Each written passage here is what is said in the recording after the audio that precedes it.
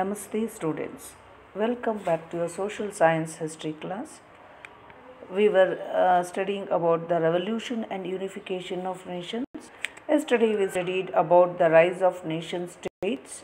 We also saw the American War of American War of Independence. Today let us move on to the French Revolution.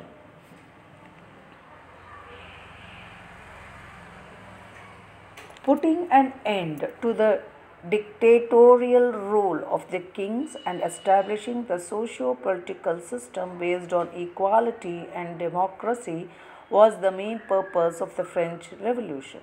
What do we mean by dictator? Dictatorial rule. Dictator means a person, a ruler with total power over a country, typically one who has obtained the control by force. So that we call it as a dictator.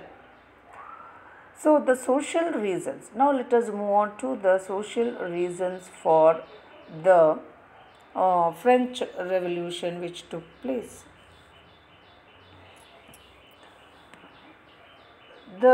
In the French, the society, the society, there was inequality which was there in the society, and this was unbearable and it was inhuman.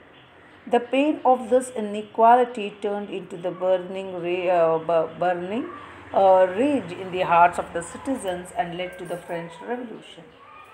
So before the revolution, children, there were three classes in the French society. They were the clergy, the aristocrats and the ordinary citizens. The clergy and the aristocrats, they enjoyed all the facilities and were few in number. They were exempted from paying any taxes and they led a luxurious life. But whereas the ordinary citizens, they were not given any facilities and all the facilities were taken away. Intellectual, agriculturists, laborers and professionals all belonged to this class. That is the ordinary citizens. Their income was less, but the taxes they had to pay was more.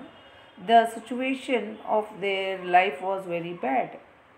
The people did not command the respect in the society, and they had no political rights, and also they had to tolerate all the insults which was done by the first two classes.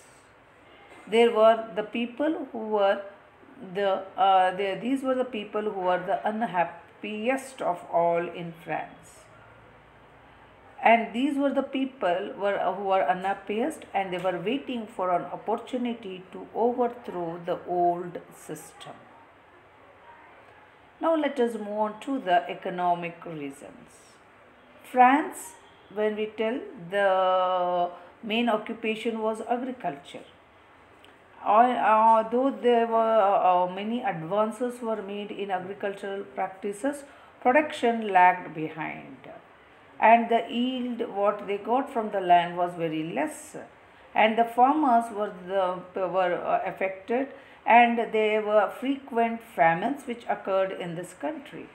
So because of this, there used to be revolts and riots for food.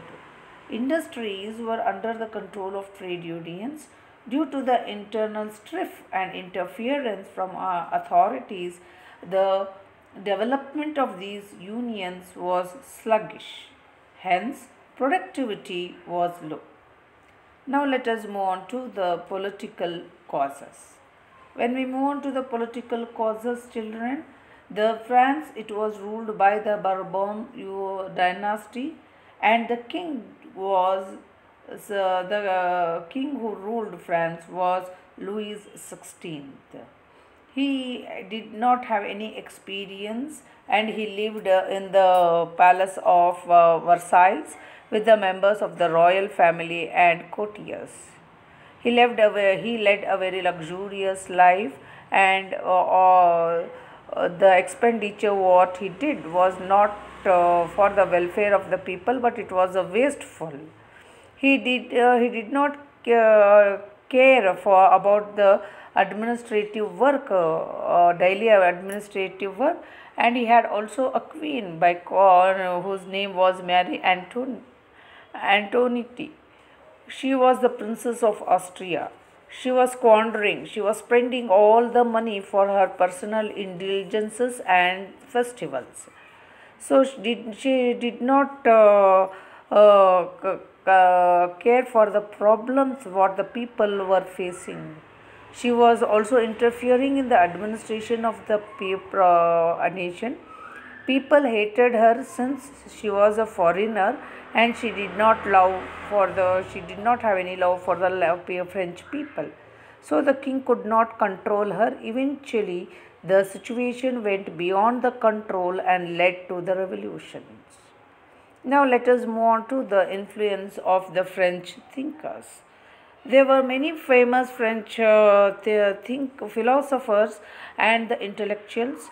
We have the Montesquieu, Rousseau, and Voltaire, which encouraged the rebels by their revolutionary writings.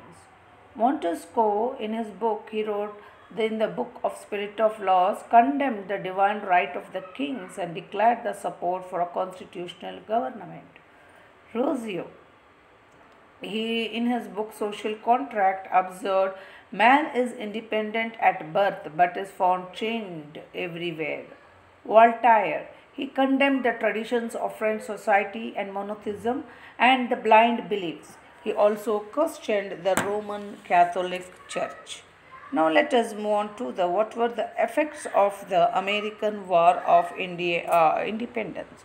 The American War of Independence influenced the French tremendously. Many of the French who fought against the British in America returned to the motherland. They encouraged the rebels, giving them all the support, and played a very important role in the revolution. Due to all these events, the French king he had to call a session of state generals, a legislature assembly that had been called the previous 175 years, that which had not been called for 175 years before. The members of the third class declared themselves as the National Assembly. They invited the members of other two classes to join them. In 1789 of 14th July, they attacked the state prison at Bastille and released all the prisoners by getting them an end to the dictatorial rule. There were revolutions. Slowly, children started spreading to the other parts of the country, and the king had only a nominal presence. So the National Assembly made all the rules and passed the orders. In 1789 CE, 27th August, the Declaration of Human Rights and Civilian Rights was adopted. The king's rule was replaced by a democratic government. This process assumed a violent form. A group called as Jacobites who wanted a harsh reforms came to power. A fear surfaced in the administration based on the feeling that the revolution was becoming dangerous. The leaders of this group, Robespierre, subjected all those supported the king to a machine called the guillotine, which was invented for massacres. Now let us move on to what were the consequences of the French Revolution. A major result was the destruction, that the feudalism came to an end in France and the church lands were bought by the middle classes, and also the special privileges that the clergy and the aristocrats they had were cancelled. The lands of the rich were seized. The church came under the control of the state.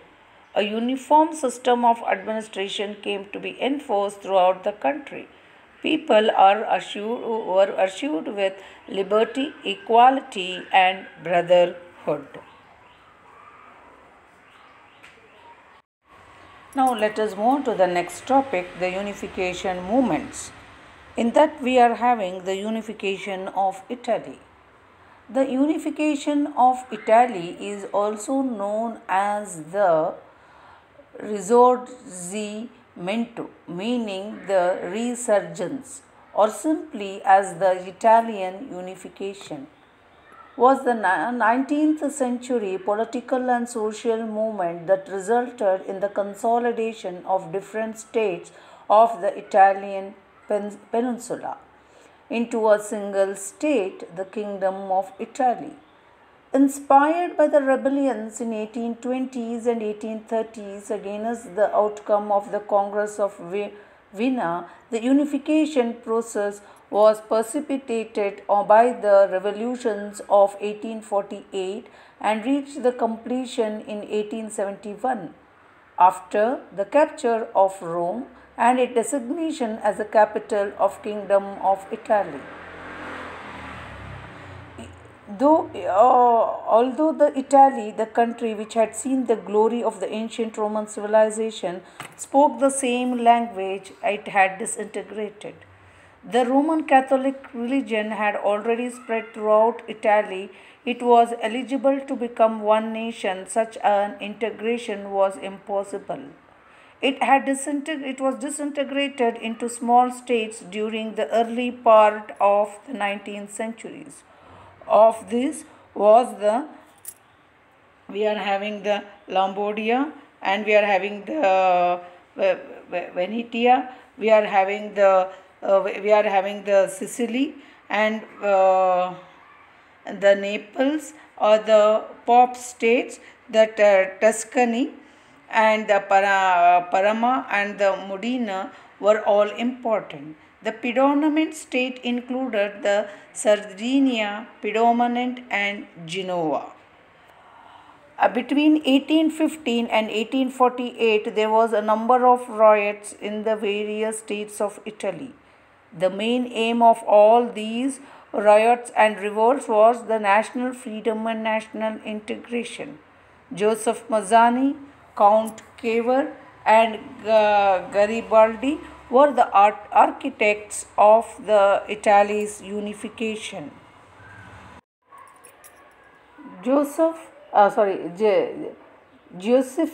Mazzani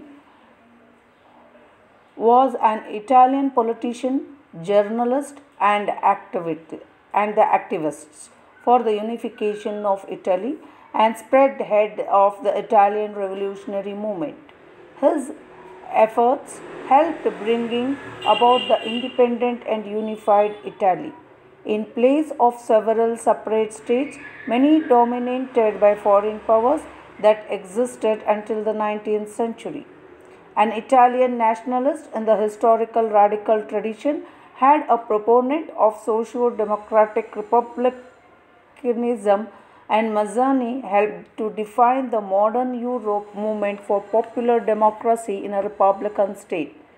His thoughts had a very considerable influence on the Italian and European republic movements in the Constitution of Italy about Europeanism, and more on many of the politicians of later period. Among the American President Woodrow Wilson and British Prime Minister David Lloyd George, as well as the post-colonial leaders such as Mahatma Gandhi, Veer Savarkar, Golda Meir, David Ben-Gurion, and Jawaharlal Nehru and Sun Yat-sen. Now we will move on to, and he was also a noted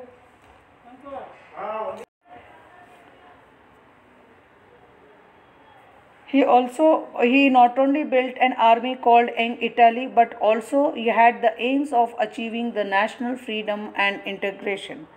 Now let us move on to the Garibaldi. He was a soldier and a fighter. He joined the Young Italian army and assumed the leadership of the revolution. After that, he constituted an army called as the Red Brigade, and with the help of Sardinia, he fought with Australia. In 1860, he fought against the twin city of Sicily using the Red Brigade. By conquering the same, he hastened the national integration and pressed for democratic reforms. Sardinian Minister Count Cavour was an important person in the unification of Italy.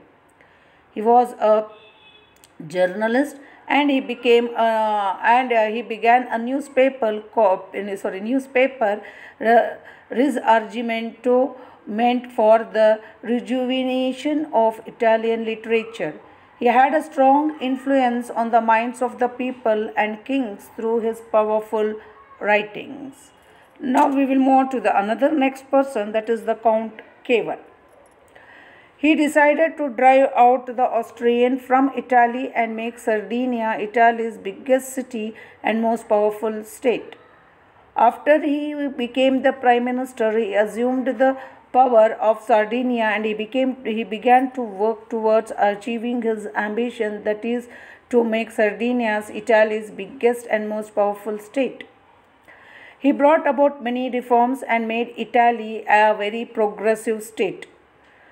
Count Cavour made a secret pact with France. He provoked Austria to war and along with France defeated Austria and drew it away from Lombardy. He merged Sardinia and Lombardy with Italy. There were revolutions in Tuscany, Modena, Parma and northern Pope states, and they were merged with Sardinia. Count Cavour secretly encouraged Garibaldi to invade Sicily, and Victor Emmanuel was declared as the king of Italy in 1861, and Italy acquired Venetia from Austria. Only Rome remained outside Italy. So when the war broke out between France and Prussia in 1817, France had to withdraw its army from Rome. Grabbing the opportunity, Victor Emmanuel invaded Rome and occupied it. Rome became the capital city of Italy, with this the unification of Italy was completed. Now children, let us move on to the unification of Germany. During the early part of the 19th century, Germany was a cluster of independent states. The larger and more powerful states were Württemberg, Bavaria. We are having Württemberg, Bavaria, Baden, and Hesse, etc. Were larger, and the rest were the smaller, were very small, and they had a frequent attacks on each others. These states were politically weak and economically backward. Disappointed with the prevailing situation, they were waiting for reforms. The French Revolution kindled the nationalistic feelings of Germans. The people of these states, they started demanding the national unity, social and economic reforms. Under the leadership of Austria, an association of the German state was formed.